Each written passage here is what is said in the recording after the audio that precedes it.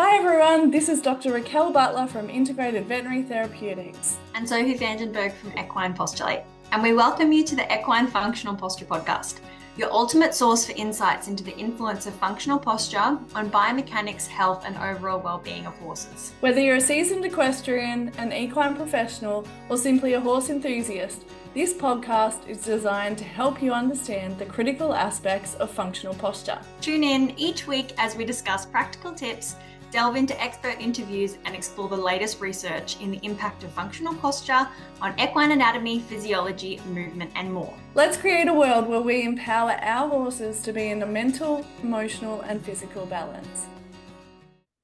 Hi everyone, welcome to this episode on postural reflections in the hoof. It's also a cool episode to have a discussion about. How are you today, Sophie? Hey Raquel, I am really good. Looking forward to this conversation. It's important and it also just pops up in just about every horse that we see. Yeah, so why are we actually talking about this today? Why do we think it's important? Because, hoof is so valuable to the horse, but it's also a great way to read and gain more information about your horse's posture. So today we're really talking about how the body and the horse's posture influences the foot and how you can view the foot and questions to ask yourself and where to go once you've asked those questions. Yeah, so it really gives you a big insight. So it does depend if your horse is shod or barefoot, because you're going to get a bit more information out of a hoof that's barefoot because it's interacting with the ground. You're going to get the wear patterns changing much more quickly, like it can change, within a matter of days.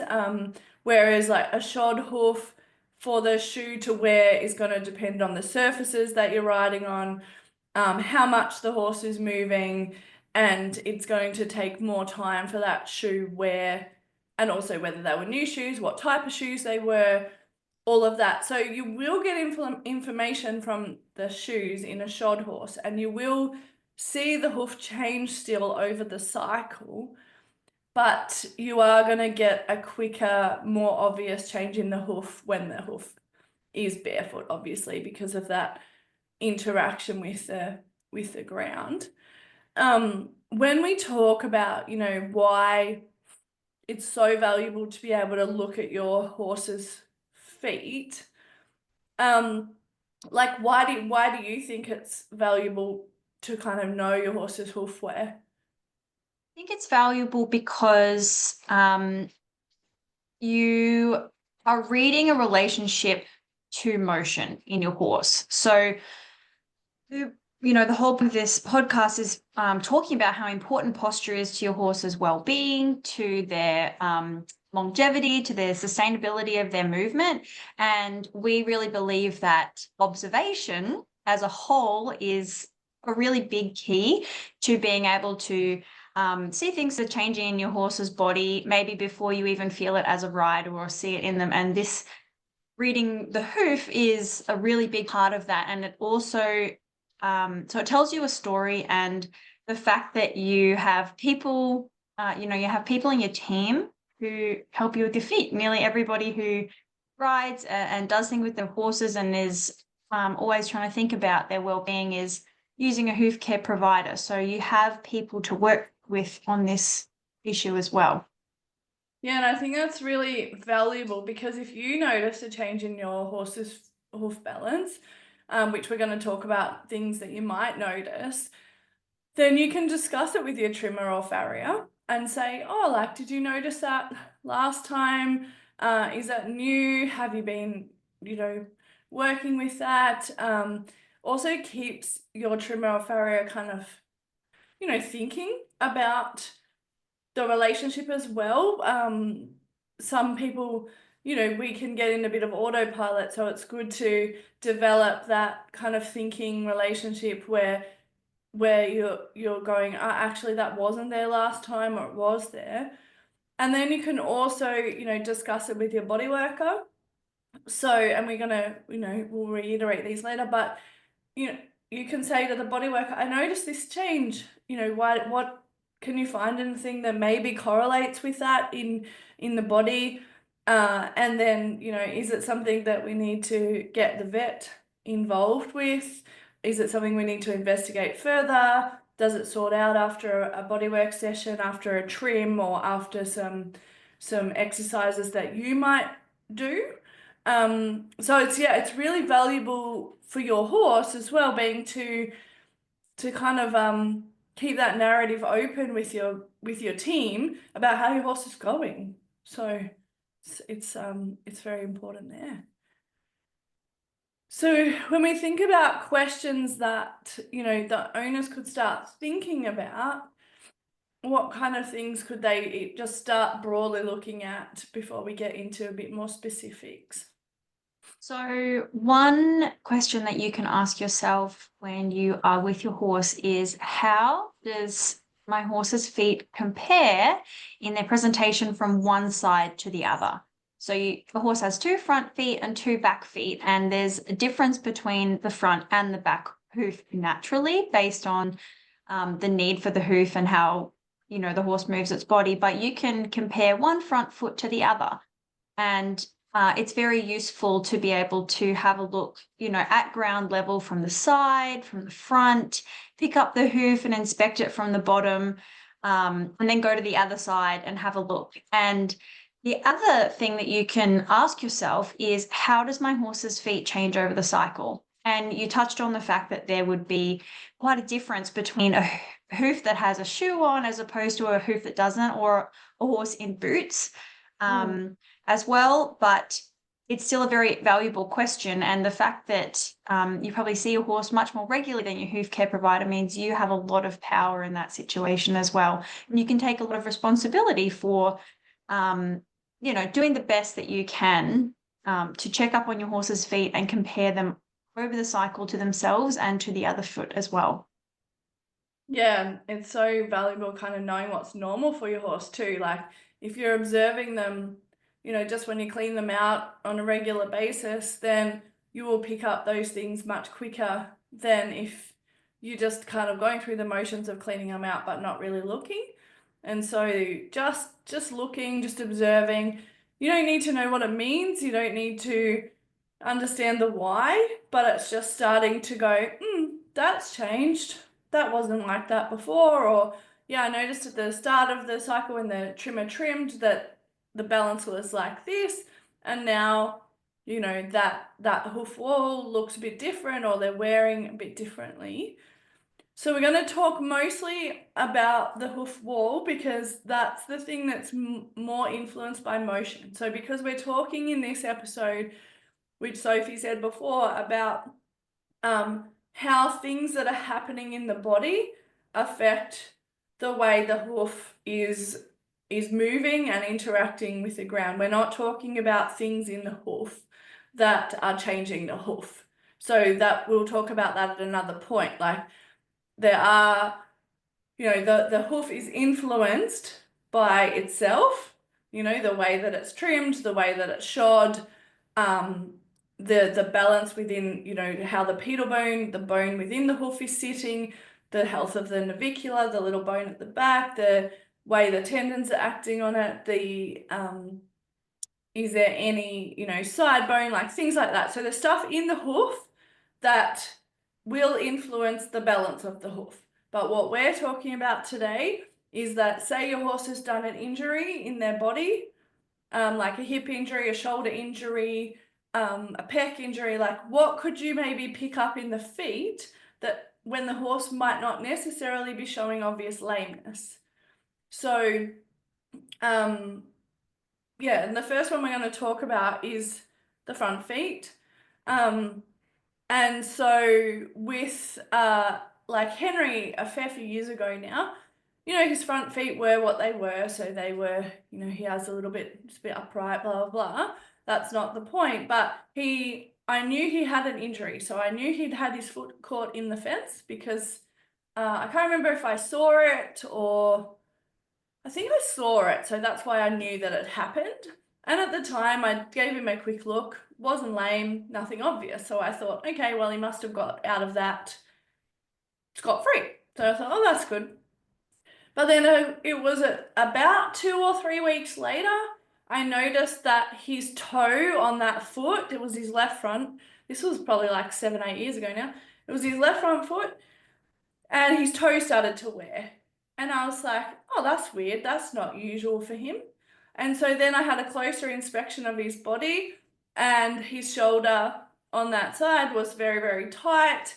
And so, when he's got his foot caught, he's obviously pulled and strained his shoulder. So I treated it a couple of times, and then by the next cycle, the foot was back to what it should be. So after he got it trimmed the next time, it didn't kind of keep going back. So that was really useful for me to look at that. And when you do see wear of the front foot, especially when it's straight across the front, you're thinking, okay, why is the horse dragging its foot a little bit, So as it's coming through that swing phase, it's obviously not picking it up properly. And so there could be multiple reasons for that. Like it could be that, they don't want to flex the fetlock, they don't want to flex the knee, the carpus, or they're not using the shoulder to pick up the foot. So, you've got to kind of work your way through and go, okay, which joint that's involved in bringing that leg forward is restricted. And it could be something more serious, like they're getting arthritis, but it could be something like they've just had a bit of a strain, and they're not able to pick up their foot properly, like shoulder, pec strains, are a common reason for changes in that hoof wear. So do you have anything to add about front feet? I would say I have a recent example in my own horse, Charlie. He had a tricep tear, and it was very acutely painful for a few days. And after that, he was quite comfortable and he got moving very quickly. But because I'd nearly seen the incident, it was so quick. I was so soon thereafter, we're very quickly able to get on top of his pain and manage it and be really proactive with a number of therapies, tape, red light, osteo, etc. Lots of things to help him and plenty of movement. And what I was going to say is that I didn't see a significant change in his feet because of it. And so I think that was something that I was looking for. I trimmed myself, and he naturally has really fantastic feet, and I was expecting them to go a little bit awry, or for him to have a difference maybe in his heels, or something from a change in loading that limb less perhaps. But there really wasn't very much change, nothing significant that stood out. And I think that was a reflection of a proactive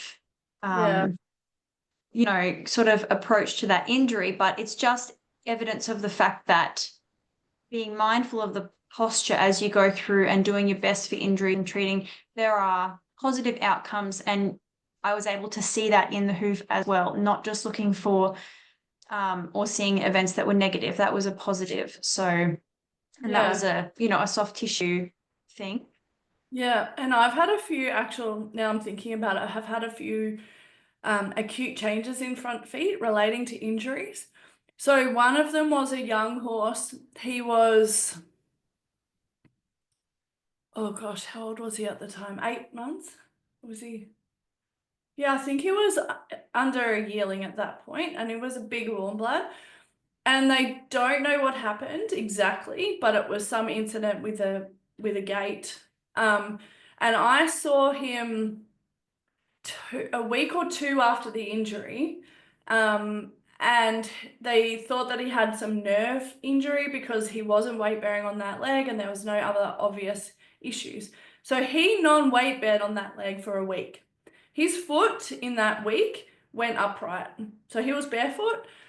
That foot never 100% came back. When we were doing the rehab, it was coming back, but it's one of those things that you got to continue it for a really long time. And the hoof so you can get changes that change really quickly, that you can't get back quickly, because he still was offloading that foot for a period of months, as we got his muscles like firing better and like because I think he'd injured the brachial plexus, the radial nerve. And so over that period of time, like the hoof still showed that there was an alteration in loading and he had atrophy of his muscles and things like that. So he was one that, so if you've got a horse that's non-weight bearing for a period of time, it will change the shape of the hoof. So I've seen hoof abscesses do it. When Ellie had her injury on her heel, like from again, she got it in a fence, like her hoof shape changed. We've been able to get that back now, but even having a bandage on it, so I had a bandage on it for, I don't know, over a month. So just that difference in the way that hoof was interacting with the ground compared to the non-bandaged hoof, like it's a different concussion through the hoof wall. So it changed, even though she was loading fairly evenly, it just changed the interaction that she was having. And then I had another one that I was thinking of. So radial nerve, Ellie. Oh, and the other ones I wanted to talk about was like if your horse has an underlying neurological condition, that's when you might get bilateral wearing of the toes or a change in that hoof wall because they're not coordinating their legs. So whether they're paddling in or paddling out or plaiting, then that's going to change the way that hoof wall drags through the swing phase.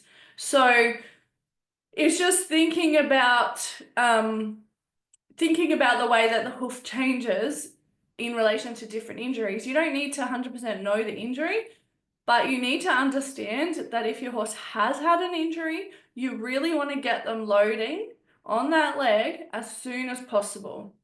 So I had a client whose young horse injured itself, who's, a racehorse, and I spoke to her straight away and I said, I know that he doesn't want to weight bear right now, but you need to do whatever you can to get him to weight bear. If it's a little slight wither rock, if it's picking up the opposite foot, if it's,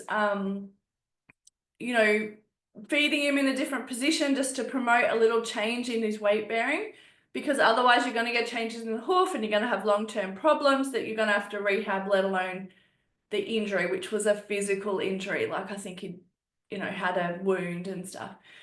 So it's really important if your horse has had an injury to get loading ASAP. Doesn't mean moving them necessarily, it just means some form of loading. So that, especially in those front feet, super duper important. What about do you have any other stories about the front feet? Oh, you're on mute. Somehow.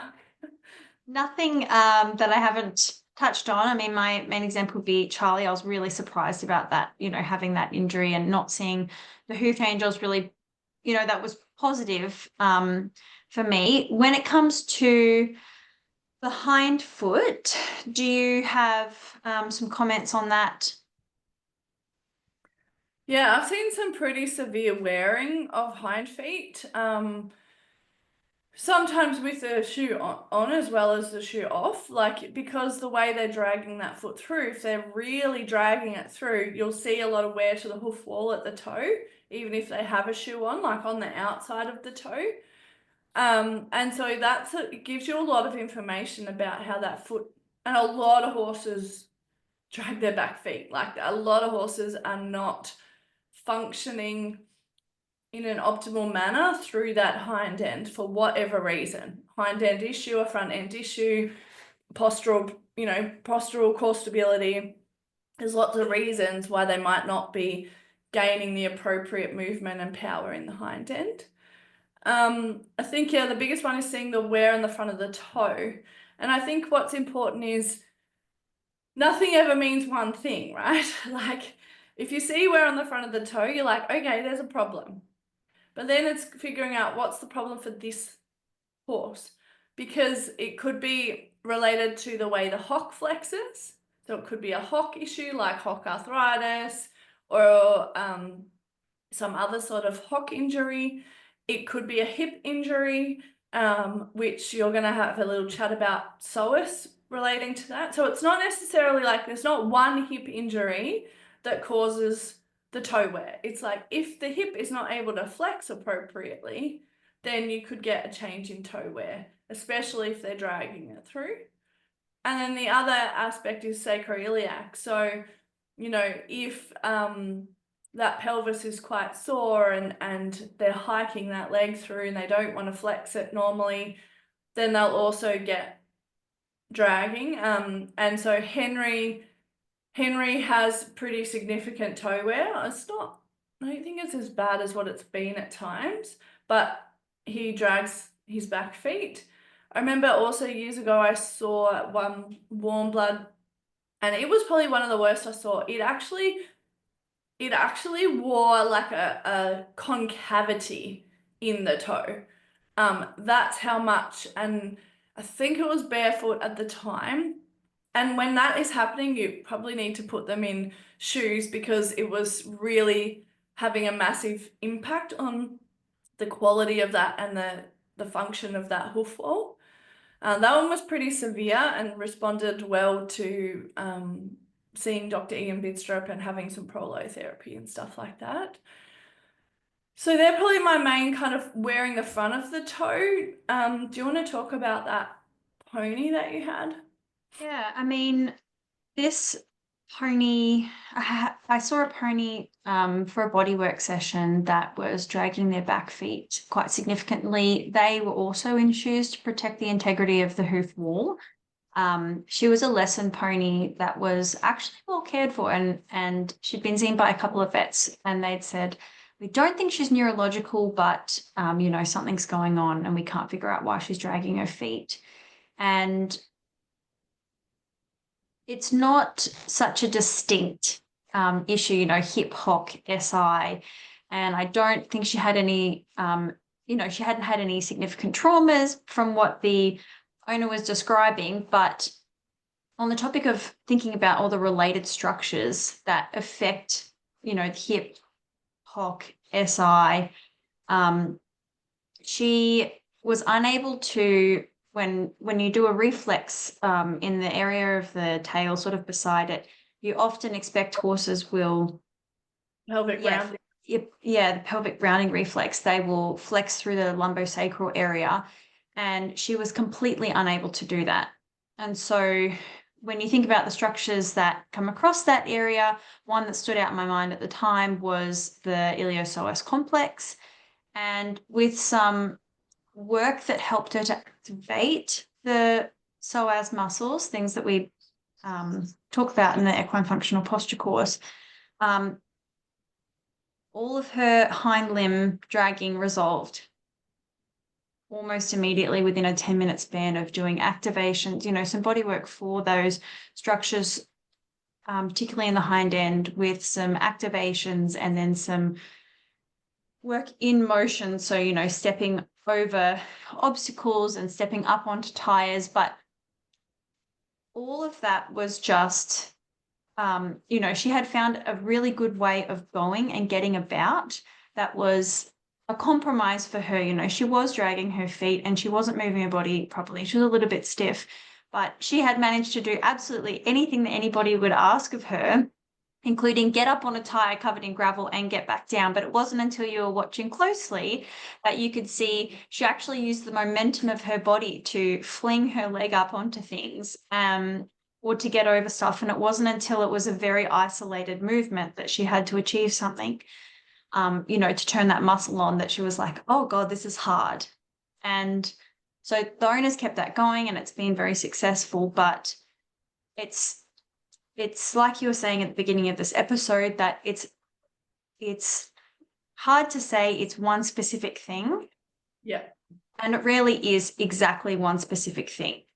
So, yeah, and it's all the related structures, every single muscle and all the nerves and bones and all the tissue has a role to play. Absolutely all of it, you know, no matter how small. And it's considering the whole area and the function of all the interrelated structures and how they work together and create a posture, and then thinking about, and then we are talking about looking at the hoof and just seeing an example, and this is one of them where, her feet were dragging, but we're just talking about what you see and where you can go from there and the improvements that you can see.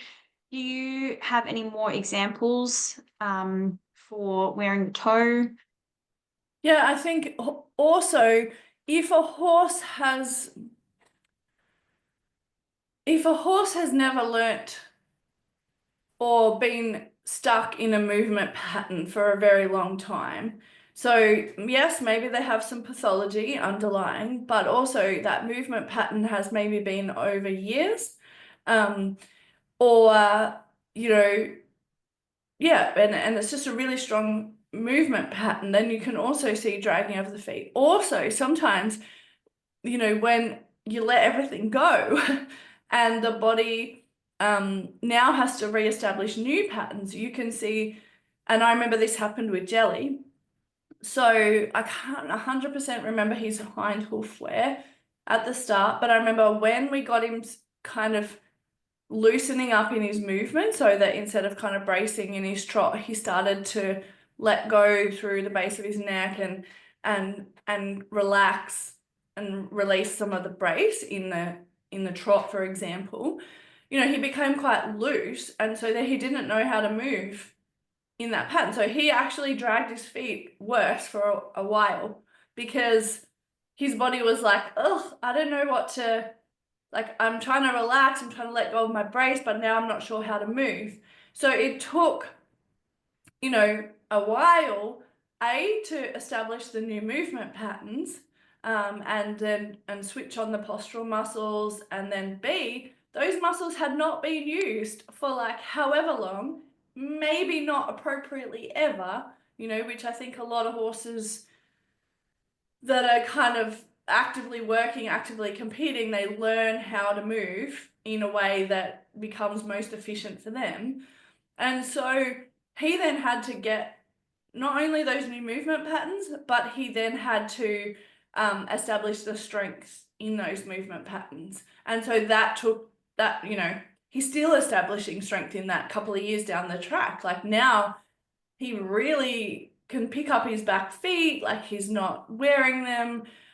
There's like he knows how to activate them when I say come on instead of just going faster.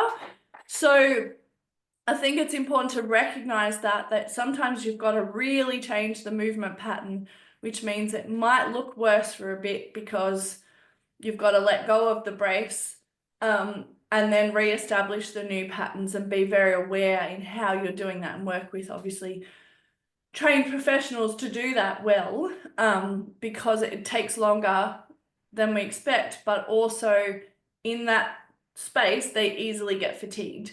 So if you continue to work them into fatigue, you're going to lose some of the benefits of it. Like he would trot for like, I'm trying to think now, half a circle in like good posture, and then he would be tired, so he'd have to come back to the walk, or he'd go into brace again and I'd have to say, not come back to the walk. Ellie's the same now. She can give me half a circle, maybe a circle where everything's loose, but then she's like, oh, this is hard work, man. So the feet, are useful in that sense as well, how they're using the feet when they're changing patterns, and we need to be mindful of that.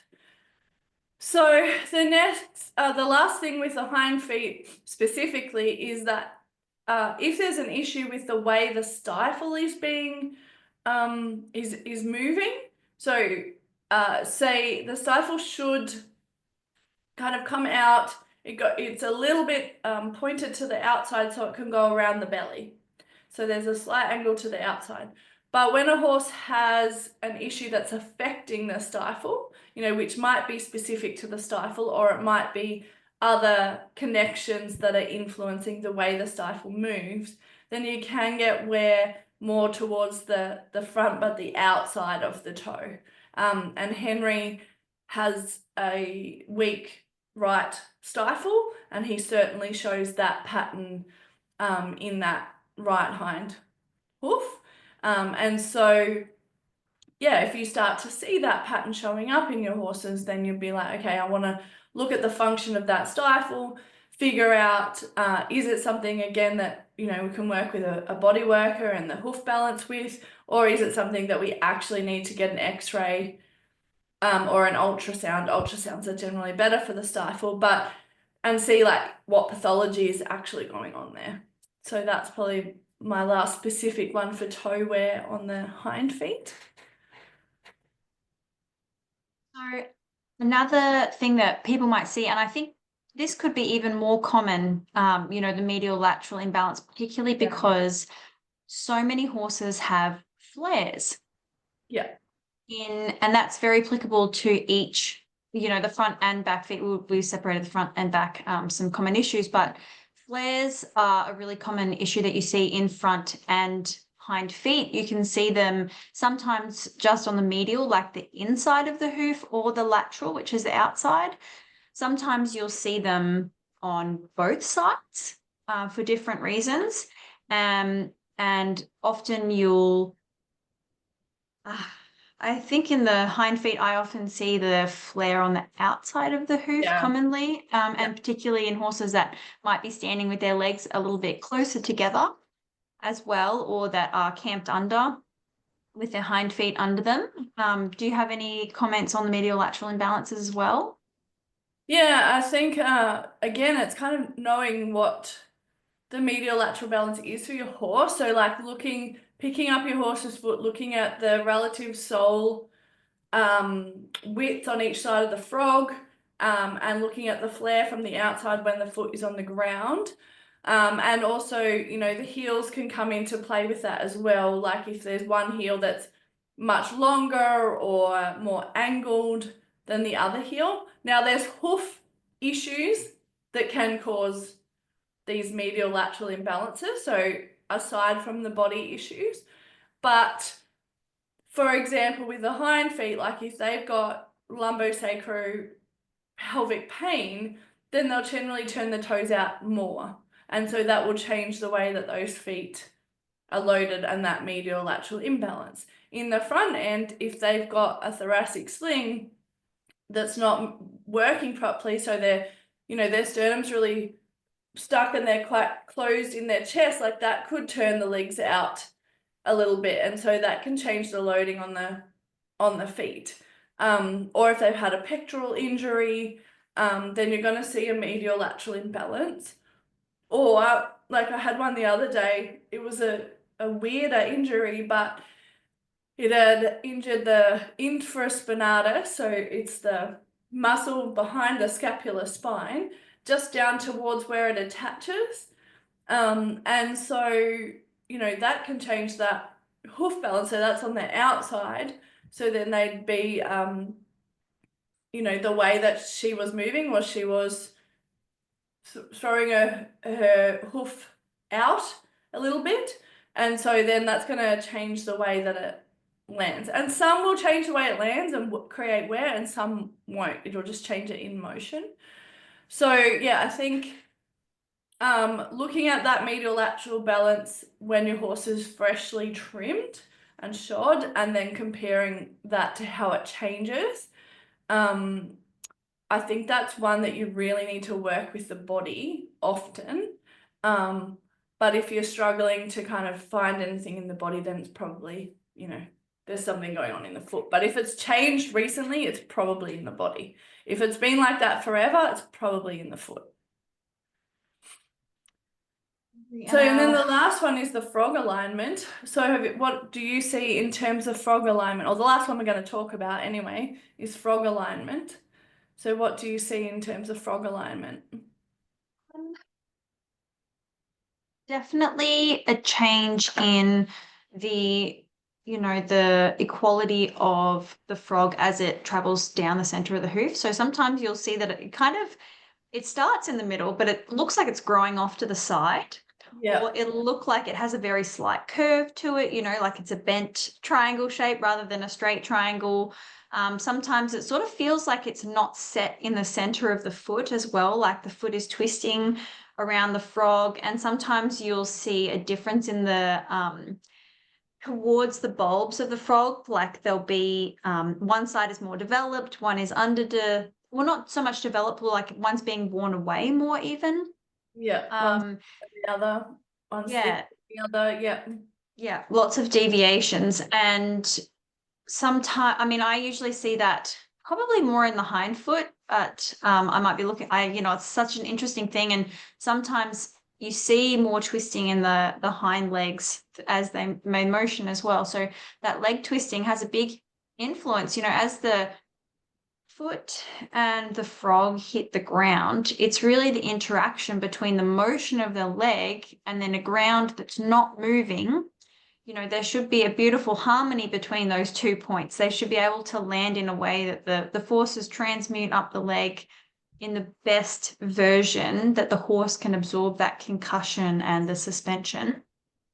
But sometimes that doesn't happen. There might be a twisting motion or an altered concussion, and the frog, because it's such a soft tissue, the rest of the hoof changes as well, but the frog is very susceptible based on that twisting. Do you have an example with Jelly as well? Yeah, so when I first got him, like he used to twist both back legs significantly. Just walking around on a firm surface in the paddock. His legs, the hocks would be twisting out a lot. And over time, like obviously we've worked a lot on strength and things, and there's still at times a twist, but it's usually when his muscles aren't happy because he has an underlying muscle condition. And over time, the difference in the foot shows that he's not twisting. So yeah, I can see the way he's using the leg, it's not twisting as much. But the hoof now, the frog is much more balanced in the center of the hoof. And he has much better medial lateral balance overall. And yeah, he's just loading that much better. So, and his issue is more up high, so hips, lumbar I'd say lumbar sacropelvic hips, like he's very dysfunctional up in that area. So, but yeah, it's improved a lot over time with strengths. So that's very, very useful to look at. So if we're talking about, the key takeaways from today that we want you to think about is that the hoof, is the point between the body and the ground, and it tells a story about the relationship of the forces coming together. So like Sophie just said, the motion, ideally the hoof should absorb that motion and it should have a good interaction with the ground where it's not kind of twisting or landing abnormally on one side or the other side. Like the hind feet have a little bit of medial lateral not imbalance, but a little bit of a difference in medial lateral because of the way they move around the body as opposed to the front feet that should go straight. But it's really that interaction of the body with the ground, and it can tell us a story about the body. It can also tell us a story about the structures of the foot as well, which we haven't kind of gone into. So really, yeah, start to observe. So if we're talking about, okay, like you've noticed some things in your horse's feet, where would you go from here? So what would you kind of advise somebody if they're like, oh yeah, my horse does have these things going on, or I've noticed a change?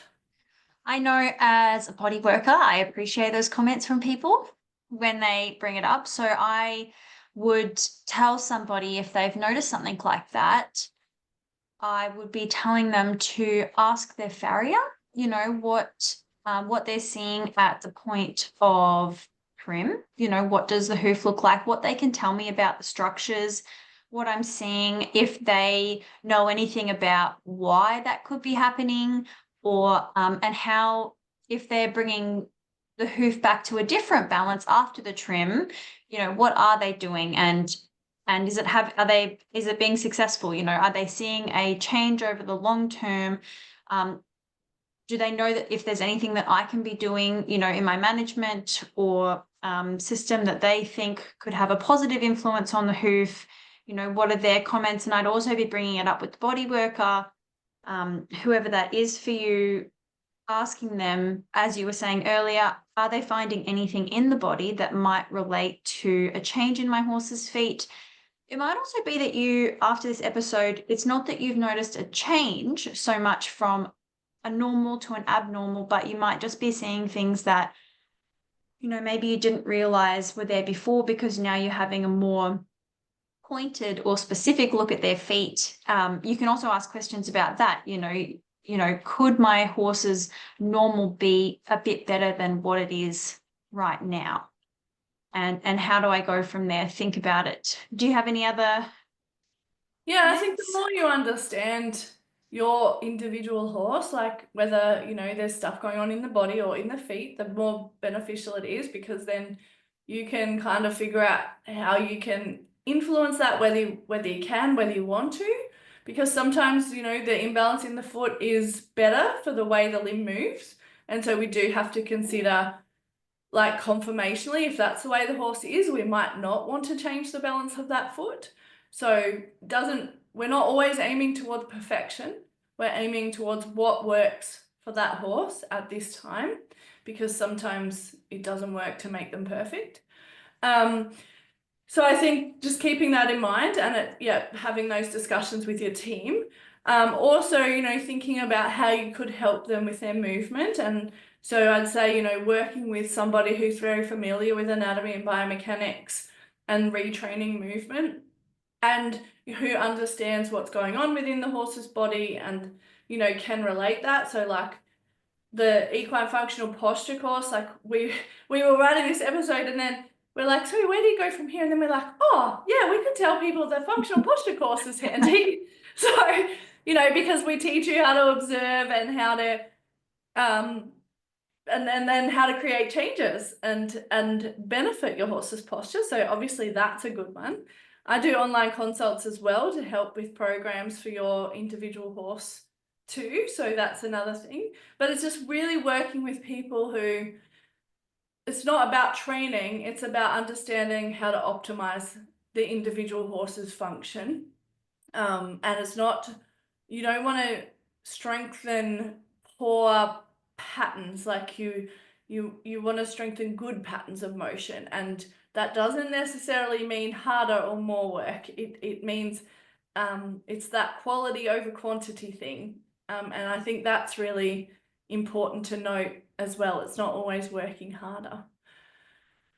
So yeah, I think that kind of finishes us up for this episode. Hopefully you got some ideas to go and look at your horse's feet and look to see if there's any postural reflections happening in their feet. So thank you for joining myself, Dr. Raquel Butler, and Sophie Vandenberg in today's podcast. Enjoy your horse time. Please subscribe to the Equine Functional Posture podcast so you don't miss our weekly episodes, and find the links to our socials and the EFP course in the comments. Thank you. See you in the next exciting episode.